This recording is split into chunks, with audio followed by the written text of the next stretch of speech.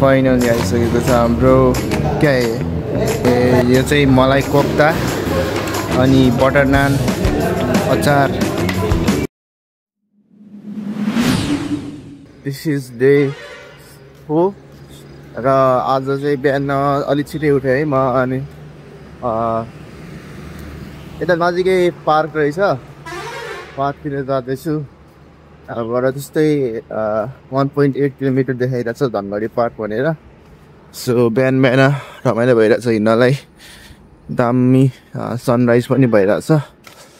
So बिहान चाहिँ अलिक चिसो चिसो नै हुँदो रहेछ यतातिर।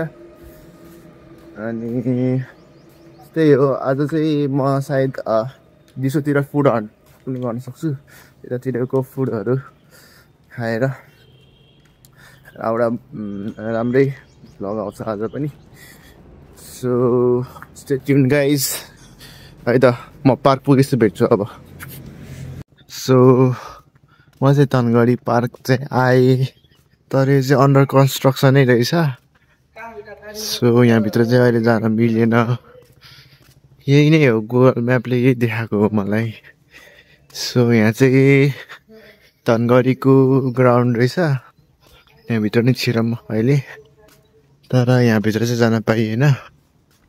म धनगढीको ग्राउन्डमा पनि आइसकेको छु। सो यो ग्राउन्ड हेर्दा चाहिँ मलाई पहिला हामी कुदेको याद आयो। सो म चाहिँ गेम खेल्नलाई हेरौडा पुगेको थिएँ, 400 मिटर 800 मिटरको बागमती प्रदेशवाला गेम। सो त्यतिखेरको याद आयो। सो प्यारापिटहरू यहाँनिर राम्रै बनाएको रहेछ, तर अलि घाँसहरू यताउता जस व्यवस्थित छैन, अझै राम्रोसँग मेन्टेन गरेको छैन। सो हेर्न सक्नुहुन्छ धनगढीको ग्राउन्ड के। यहाँ माथिबाट हेर्छु है त म कस्तो देखिँदो रहेछ। यहाँबाट चाहिँ बब्बाल भ्यू देखिरहेछ ग्राउन्डको। सो यहाँनिर मस्त एक्सर्साइज गरिरहेछ मान्छेहरू। जे होस् बिहानको समयमा चाहिँ एक्सर्साइज गर्न मिल्ने खालको रहेछ, त्यस्तो गर्मी छैन बिहानको समयमा चाहिँ।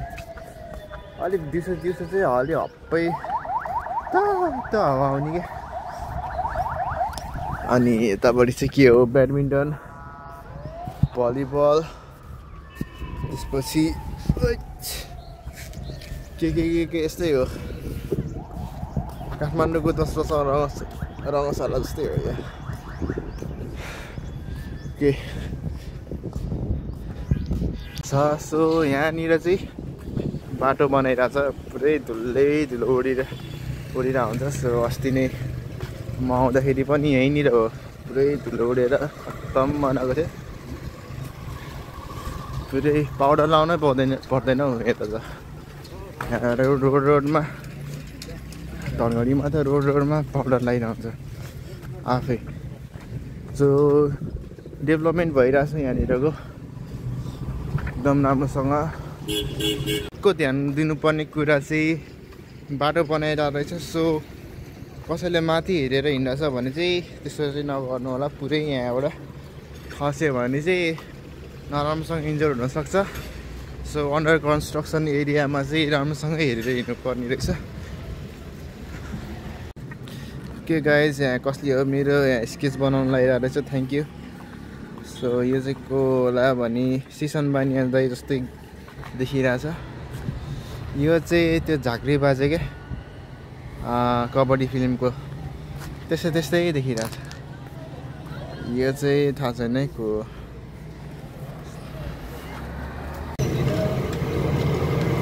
गाइज हामी निस्किँदैछौँ फुड हन्टमा। सो धनगढीको फेमस मोमो पसल छ अगाडि, यहाँबाट 1.5 किलोमिटर अगाडि, त्यहाँनिर जाँदैछु।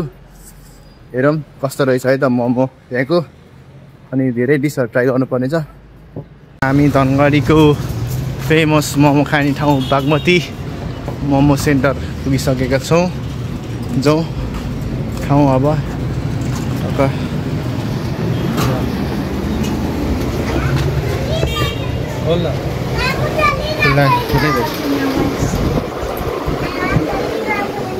गाइज मोमो पनि आइसकेको छ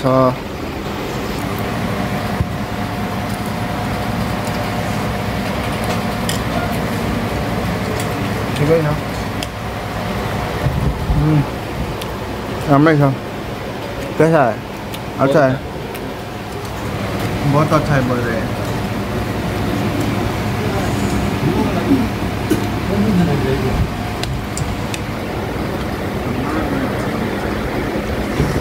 गाइज झोलमा खानको मजा आउँदो रहेछ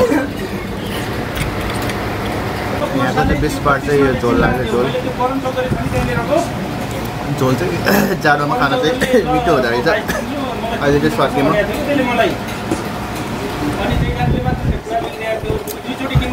त्यसपछि हामी दही पुरी ट्राई गर्न अर्को पसलमा आयौँ दही पानी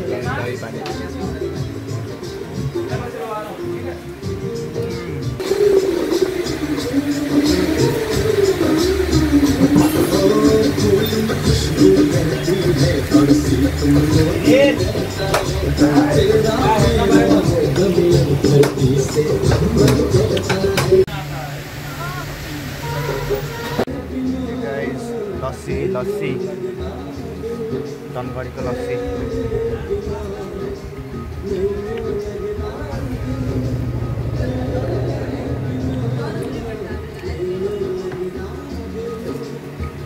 जी भी ले रहे हैं लस्सी धनगढ़ी का लो तो धनगढ़ी का लस्सी अच्छा है नहीं अच्छा है ऐसे करो ऐसे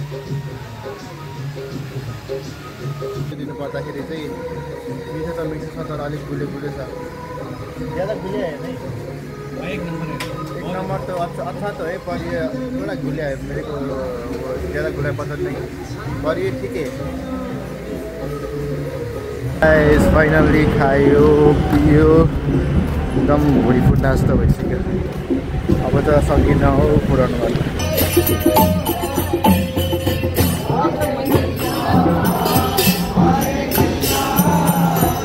फेरि हामी निस्किसकेको छौँ राति अब फेरि केही खानु पर्यो नि त डिनरको लागि डिनर खाने महावीर स्विट्स यता नजिकै छ अरे महावीर स्विट्स त्यहाँनिर दामी पाउँछ भन्दै हुनुहुन्छ त्यही भएर सो राति बब्बाल यो चाहिँ दामी लाग्छ कि लाइट चाहिँ सो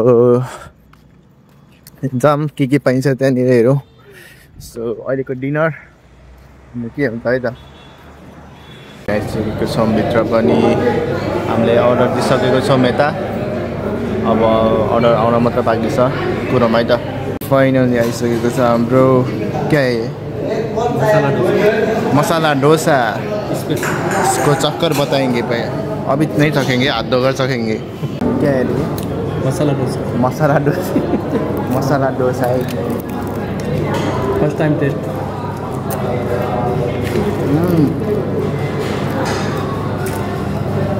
त्यसमा चाहिँ अन्डा छ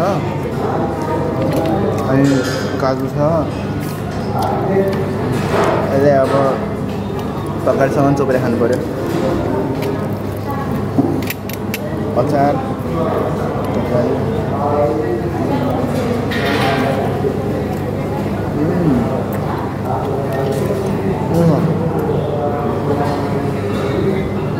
यो अन्डा भनेको त पनिर पो रहेछ मलाई राम्रोसँग खानै आएन यो साउथ इन्डियन डिस हो क्या साउथ इन्डियन होइन है साउथ इन्डियन हो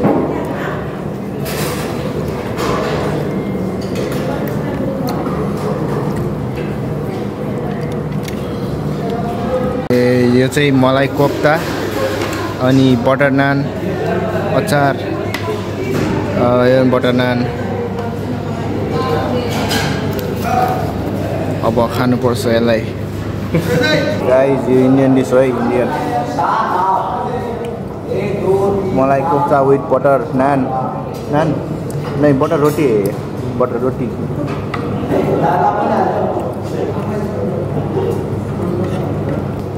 यो स्पेशल बटर कोफ्ता है, के कोफ्ता मलाई मलाई कोफ्ता।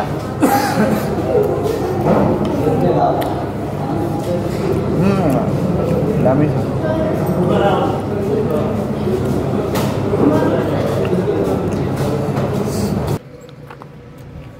हामीले खाइसक्यौँ साउथ इन्डियन र इन्डियन डिस, तर अलिक गुलियो लाग्यो मलाई चाहिँ, धेरै गुलियो भयो, त्यो भएर मैले त धेरै खान सकिनँ क्या।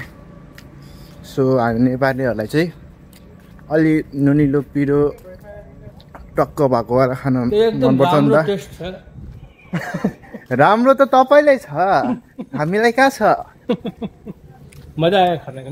खाना खाना अच्छा है, पर वो हम जहाँ रह रहे हैं ना, वहाँ पर हम ज्यादा गुलियो नहीं खाते। अब आप नॉन वेज खाने वाले हैं, हाँ, हम प्योर वेजिटेरियन, इसलिए तो आपका वो खाना सूट नहीं कर रहा है। बाकी खाने में कोई कमी नहीं था, है कि हाँ, नहीं? खाने तो बढ़िया था, पर हमारा जीव को सूट नहीं कर रहा था ना। हाँ, तो आप वो काठमांडू जाएंगे तो वापस फिर वो आपका नॉन वेज चालू हो जाएगा। हाँ अभी 5-7 दिन बैठे हैं तो वेज खाइए यहाँ पे, हाँ ठीक है है कि नहीं? अब मैं भेजी तो खाता हूँ इधर। तो आप अगली बार काठमांडू आएंगे, हाँ, तो आप तो वहाँ पे मोमो टेस्ट करेंगे, मोमो, प्योर वेज खाना खाएंगे। और उधर उधर आगन नाम का फेमस है, आगन हाँ, आपको आप वो इंडिया में भी है ना, तो वहाँ जाकर खाएंगे, ठीक है, बढ़िया डिश। तो कब आ रहे हो आप?